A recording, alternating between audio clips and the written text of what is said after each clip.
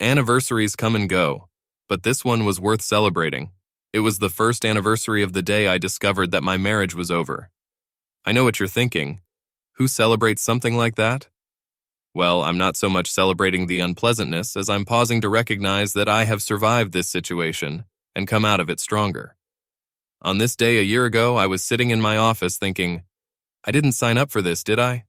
I remember the vows. For better or for worse, in sickness and in health, until death do us part. Death, I think, was beginning to seem like a way out. That was my exit strategy. You see, that day I found out that my beautiful and loving wife of 6 years, my best friend, the woman who had been everything to me, had turned out to be a cheating fool. I know what you're thinking. You're thinking the signs were there. She stayed up late, showered as soon as she got home, was always too tired to make love in the bedroom, and got annoyed with me over every little thing. No, none of that happened. I just turned out to be an ignorant fool. So how did I know? It was Wednesday, and it was getting close to lunchtime. I was on my way back to the office after an unscheduled visit to a client and thought I'd get a fried fish sandwich from a little store I know well. They call it The Whale, and they make it fresh, fried with tartar sauce, lettuce leaves, and tomatoes in a roll. It's like fish in a bun. You know how it is when things are going well? Everything is falling into place, the customers are happy, and you like to think about the good lunch that awaits you in just a few minutes? That's the way it was. I was fat, dumb, and happy. That's when it happened. I was stopped at a stoplight when I saw my lovely wife's car, coming the other way, turn right into the parking lot of the local Don't Tell Anyone motel. I thought, what the hell? I turned right into the parking lot at the gas station, pulled into a vacant space, and watched as she got out of her car and headed straight for one of the rooms. She knocked, the door opened, and she walked in like she'd done it 1,000 times. What the fuck? You're probably thinking I ran across the street and started pounding on the door. Then I broke down the door and beat my lover with my bare paws. No, now you think I slipped across the street and came in from the other side, where I found the curtains slightly parted. I peeked between the curtains and saw everything I needed to know. No, that wasn't it either. I needed to know, but I didn't need her to know that I knew. I just found a place where I could sit quietly in my car and watch that door. An hour after she arrived, she left. 5 minutes later than her, a man in an expensive suit came out of the room and got into a Lexus and drove away. Typical. I always thought a Lexus was an overpriced commodity for someone who was showing off. I was useless that day. I didn't even try to work. I just sat in my office and researched divorce laws online. It was as bad as I had heard it before. Regardless of the motivation behind the divorce, no fault or because of adultery, the result was the same. Damn her to hell. They had to pay. Then I realized I didn't even know his name. How was I going to make him pay if I didn't know who he was? Fate intervened that night. I had barely said 2 words to her all evening and she was asking me what was wrong? What the hell did she think was wrong? Did she feel guilty?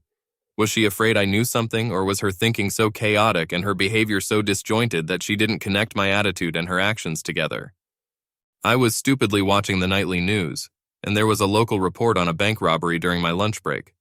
The reporters had videotapes of the robber's appearance, and the woman involved in the raid looked something like my wife.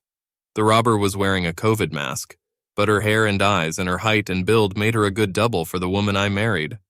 Of course, I knew it wasn't her because my wife was in that motel room making love to a jerk in a Lexus, but I can play dumb.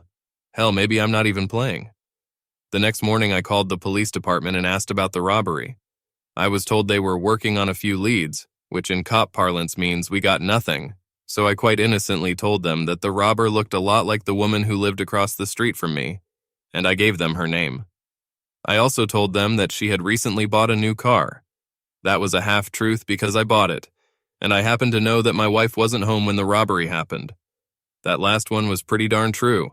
I figured they'd knock on the front door, have an awkward conversation with the whore, and at least I'd get a good laugh out of it that would get me through the next few weeks while I filed for divorce. Oh no, it went much better than that. When the cops saw that she really did look a lot like a robber, and she couldn't explain where she was during the robbery, they took her down to the station for what they euphemistically called an interview, where she was forced to confess where she was and with whom. It wasn't hard for anyone who heard her to guess what she had been up to. They kept her at the station while they checked her alibi. That's a simplistic way of saying they'd put her in a cell and went to the asshole's house. When he wasn't home, the wife gave them a work address. The interest in her husband did not escape the wife's attention. When he tried to deny having an affair with my wife, they went to a motel and got the videotapes. His appearance on the screen didn't increase the police's affection for him, but it did provide them both with an alibi. It turns out that lying to police officers is indeed a crime, and so they went back to his house that night to charge him with a minor misdemeanor. I secretly suspect they waited until he got home on purpose so they could arrest him in front of his wife. It didn't result in any big fine or jail time for the asshole, but it did result in his divorce. The story was too racy to be withheld, and the cheating raider incident quickly became a walking joke in the precinct, which the cops soon told the couple. The couple told their friends, and their friends told their friends, and pretty soon my wife and the asshole became the laughingstock of the whole town. Even the judge who heard my divorce petition laughed when he realized who she was. In the end, the divorce was final. She did everything that was expected of her and uttered all the usual cliches, but her trust had been shattered and would not be repaired in this life. Everywhere she went, she heard whispers and suppressed laughter behind her back, and soon left town. I have no idea where she is or if they are together, and I don't care now. I'm moving forward.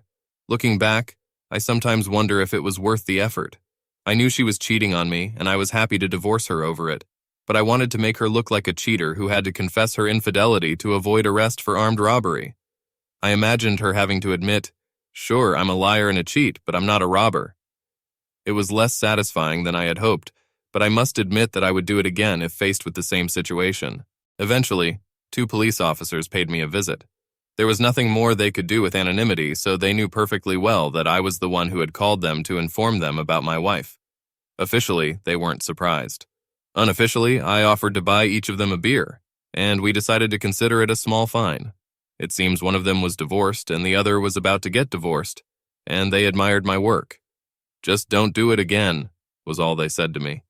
I wasn't sure if they meant the message about my wife being a mugger, or if they were talking about marrying her, but either way I agreed to both, and here I am, a year later.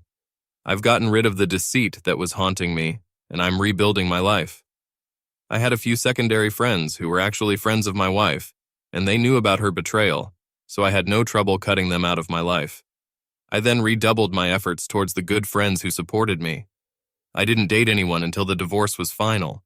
I spent that time dealing with my emotions. Then about a month ago, I met a delightful woman my age. She too is divorced from a cheating husband. We have so much in common.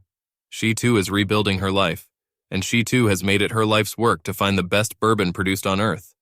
We consider this our sacred mission and take it very seriously. Maybe we succeed, maybe we don't. We are doing it very leisurely.